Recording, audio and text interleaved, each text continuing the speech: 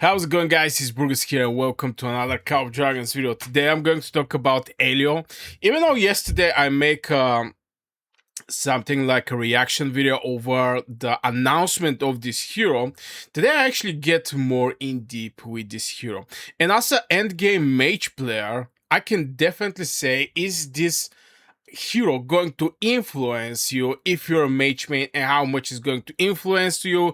We're going to talk about your account economics. We're going to talk about, is this deserve attention of the players who just enter in the season of Starfire. This is basically the fresh new players entering here. We're going to talk about a mid-game players. This is basically a players who already spent like couple seasons in season of Starfire. And finally, I'm going to talk about from my perspective as an endgame mage player. So first thing first, let's start with if you're entering in season of Starfire right now, do you actually need Elio? The short answer is no. But hear me out. Why is that? Because there is just way too many other heroes that you should invest that is definitely going to boost your account. And I'm actually talking about, let's check it out, the Mage, Magic, and overall heroes, because some of the overall heroes is also very good one. You Mink at the first place as your main priority investment. Now, when you enter in the season of Starfire and you're a WoW spender or even mid spender, most likely you're just going to have finally access to these heroes. So Elio is not your main priority because he's more weak from the existing meta mages that we're having in the game. And Mink is one of those meta mages, definitely something that deserves your attention. Other hero that is definitely I'm going to prioritize before Elio is Verdun, also Generation 5, one of the latest generations, especially with the final spell where it's reducing the infantry defense. You can do crazy amount of damage. Now, some other hero that I can prioritize over Elio is actually Seuna. I didn't actually invest that much in Seuna. I'm still trying to invest in the Seuna when I have time to gather some of her tokens, but Seuna is better from follow, period. It is what it is. Seuna is way better from follow. And I can go on and on with these heroes, but just these four heroes that you're finally going to have access, Verdun, Ming, and Seuna, these three heroes, you're going to need tons of medals to actually awake this hero. Because if I go and see how much you have to spend, oh my god, is that a reward that I miss? Oh, brother. This hero is already awakened. Oh my god. Okay. Hear me out. Sometimes we make mistakes. But anyway, where is the introduction? So, in total, look how many of those things you actually going to need. Like 309, 405, 600, 600 and something. Am I correct with the calculation? 600 and something. So, you're going to need that much tokens to awake one hero. So having three heroes that are way better from Elio, definitely if you're entering right now in this season, you just better focus over these heroes, period. Go for those heroes that are meta heroes that is going to fill your pocket with merits. Elio is not one of those heroes. Now jumping over, if you're a mid-game player, right now you just enter in the season and blah blah blah, and maybe you're having Ming already awakened, maybe you're having some other mages, you have Seuna for example, like awakened, very good hero by the way, or whatever, you have couple mage legion. Should you actually focus over Elio? Now, so far, if you are at the mid game, that means you're not full with troops, so you want to have the best value from your troops. What this is supposed to mean is, right now I have like 161 million power. I can definitely afford running like 5 mage legions. I have like 1.8 million Vestos and 3 million Celestials. So I'm having decent amount of mages, so I can afford going with five legions. If you cannot afford, because the probability is very big that you may not afford, because for 3 seasons, how many troops you believe you're going to have? I'm playing for like 3 years, and this is one of the reasons I have that many troops. But at the end of the day, if you cannot support like 5 legions, focus over your 3 legions or maybe 4 legions and improve the artifacts and pets. The investment should go there, not in the new heroes that you cannot even support with the troops to have legion outside. This is one of the things. If you're one of the people at the mid game that have enough troops that you can support like 5 legions, yeah, by the way, for the people coming for in season of Starfire, they're not going to support even like 4 legions. So it's big no there. So if you're at the mid game and you can support 5 legions, what now? Well, there is already like set it up of heroes that you can use. Now, the only thing that I really like in the Elio, I'm going to be absolutely honest, is this thing that is he's doing 2.4 thousand damage. This is the only thing I like in this hero, and I'm going to explain you why. Because so far, we're witnessing where the single target heroes are performing better from the AoE. Almost back in the days, AoE was that popular because people was using mainly mages. Right now, infantry get that famous that every single person have one well-developed infantry legion, normally with Kuma inside. So people are using their infantry also. And those infantry make the task of AoE damage dealers way bigger, because as an AoE damage dealer, you're doing less damage to the target. If it's not many targets around you, you're going to do less damage. From there, single target is doing more damage on the single target, but you're going to get better results. And in the same time, you're going to receive the same counter attack. So I'm huge fan of a single target heroes right now, how the Call of Dragons is developed. So this is the thing I like. There is some things area against ground legions. Now imagine to actually go and look around trying to kill somebody with a single legion. Either you're going to have tons of time to actually do that, because I don't have time to run with 1 legion. Normally I go out with 5 legions. I'm non-stop 5 legions bombing. And yeah, I have like 121 million power, and I can afford little well behave from time to time to throw just legions in the enemy direction.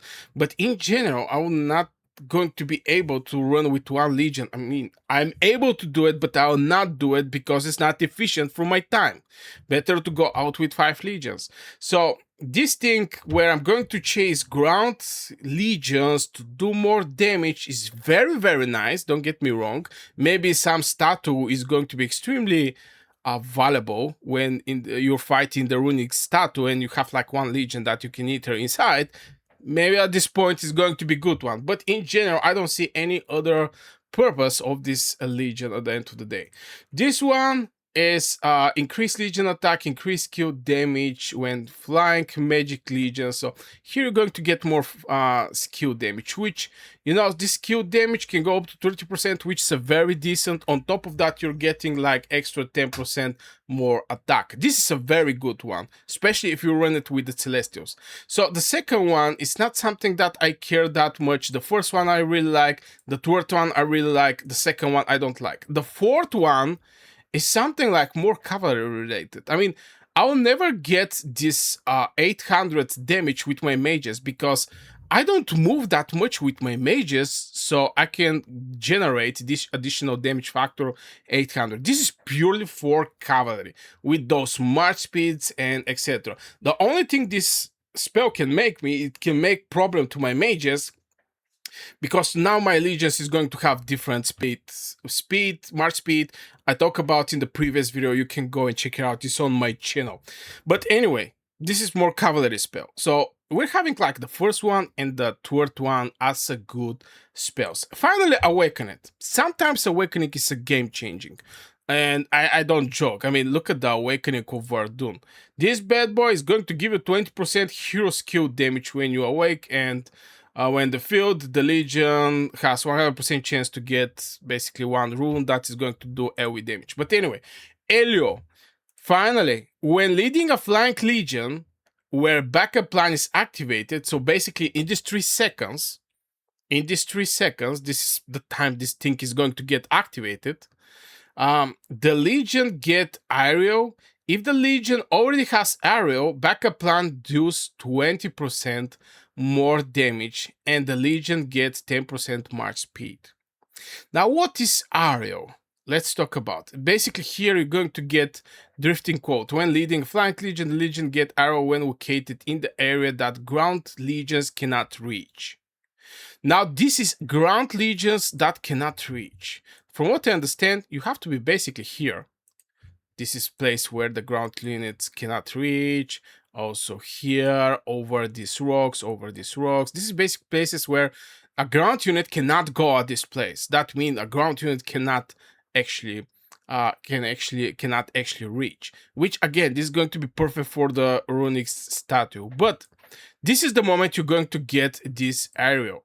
And what this thing is doing, and when located in the area ground, Legion with aerial deals like 30% more damage to the ground units. The only way you're going to have this hero efficient is going to be if you have him awakened. So you take out this restriction to be at place where the ground units cannot go. So when it's awakened, you're going to get this one when leading flying Legion, the Legion, blah, blah, blah. When it's active, the Legion also get aerial. So it's basically going to boost the performance of the backup plan. If the Legion already have aerial, backup plan deals 20% more damage, and the Legion get 10% more march speed. In the majority of the cases, the second thing is not going to be something that you want to have it. So, even for mid-game players, this thing may actually be good, but only if awakened. Only if awakened. By looking his spell, well, definitely this is not spells, but Tower Tree. This is something that I really don't want to have. I mean, overall PvP mobility. This is not mage related hero. So definitely I don't want to have this thing. So the only way this hero somehow influence my marches on the battlefield is going to be if I want to have this hero awakened. I'm talking about the mage players mid-game. Finally, let's talk about the mage players end-game. And this is basically a place where I'm entering because I'm mage main end-game player. So let's talk about this. First of all, you're going to have like 5 legions. It is what it is. Legendary, magic overall. As you can see, have this hero awaken it. I can go. Everything is almost awakened. There's like 4 heroes that are not awakened. So this is an endgame mage account. So do I actually need Elio? Here I'm going to surprise you and I'm going to say no. Because we already have huge resource consuming purchases before couple months. Right now we're having generation 6 marksmen. If I remember right, did we have it? Yeah, generation 6 marksmen. So before marksmen, we was having actually the mages. So I was actually investing in mages. That's why I have my Verdun awakened. That's why I have my Kantaman awakened. The thing with these 2 mages that are already fully awakened is I already have Seuna. So right now, my resources have to be split either to follow Elio, yes, not follow Elio, or I should actually go with Seuna. And I believe there's going to be other endgame players having this split decision. Elio or something that they're building right now. In majority of the cases, this something that they're going to build right now is going to be either Verdun, Kantaman, or Seunia. Because those 3 heroes was presented in close amount of time. And now you compare these three heroes with Elio. Well, Elio is at the place number 4. I mean, even though it's a generation 6, this don't mean this hero is, since it's generation 6, this is better from the other 3-1. No, it's not like this. It's on the bottom. It's on the bottom, this hero. So I'm not going to invest in him. I'm going to invest in Seunia. Seunia can actually, keep my Legion alive, etc. It's also single target, very good. And I can go on and on and on. But as an endgame mage player, I'm not going to invest in this hero. Even right now that I'm going to start slowly investing in Seunia, even though that right now I have like 327 these legendary tokens. At one point, generation 6 mages are going to come, and this is not something like far in the future. Maybe after 5-6 months those mages is going to arrive. And since Elio is already not that good like the mages we have in generation 5, I'm definitely going to wait to see generation 6 mages, because I'm pretty sure they're going to be better from Elio. I mean, I have nothing against this hero, but to be fully good, this hero have to be awakened, and still he cannot compete with my ground mages. This hero is created for some crazy way of playing, or some extremely not standard way of playing, like over the places where the ground units cannot catch you.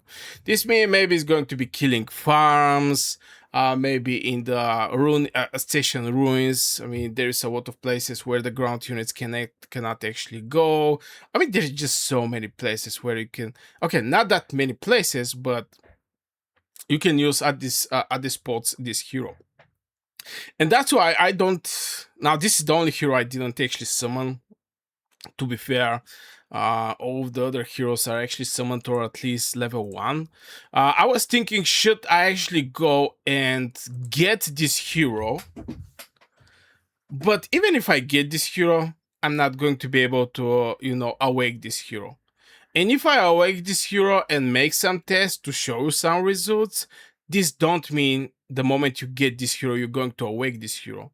If you have like 700 sitting golden tokens and you invest it, maybe you're going to get half of the picture. Imagine you need also pets, you also need artifacts, you also need decorations, you also need research technology. I mean, there's just so many things behind. And even if I go and get this hero and do something to show some kind of performance of this hero, this don't mean you're having exactly this account. And this is one of the reasons I'm not even going to go for this hero, because I just prefer to go with Seunia over him. If I was having Verdun against him, I'll go with Verdun.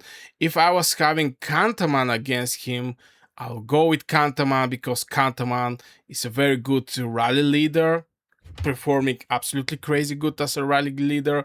On top of that, is having crazy good synergy with Verdun. This hero is, as his name, a backup plan for some gameplay that I just don't do. What is the animation of this hero, by the way? I didn't actually check out the animation. Okay, what is this thing? Okay. Oh my god. Okay. Anyway, so this is my opinion over this hero. Should you actually go for it if you're a mage main?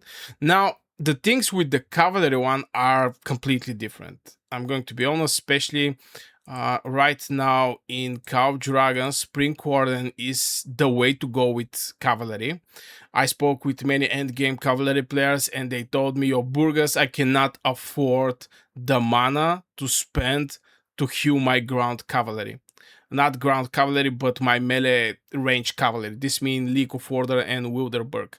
So I'm going with Spring Warden, so I have at least some kind of range that to hit the infantry, not get catched by the mages. Because let's be honest, the moment you see cavalry on the battlefield, everybody's just focusing over the cavalry. They know the defense is not great there, they know the HP is not great there, and they know that giving decent amount of merits. So everybody's going to focus at you if you're with ground cavalry. So a lot of people actually switch to elk riders, and right now they're not so sure what to do with their forest eagles, their melee one, and their flying one. And definitely Elio is going to serve very good there. I also say that there is no purpose of this hero. I'm just saying for a mage main end game player that maybe this is not the best investment you should go. But I believe for the cavalry player is something that they may actually consider getting, because I believe it's actually a good thing. And speaking about the new players, you can go and check out this video where I'm talking about the coke and my first impression with this hero. And let me know in the comments, do you want me to make a separate video for Maura? And yeah, wish you a great day, guys, and see you in this video.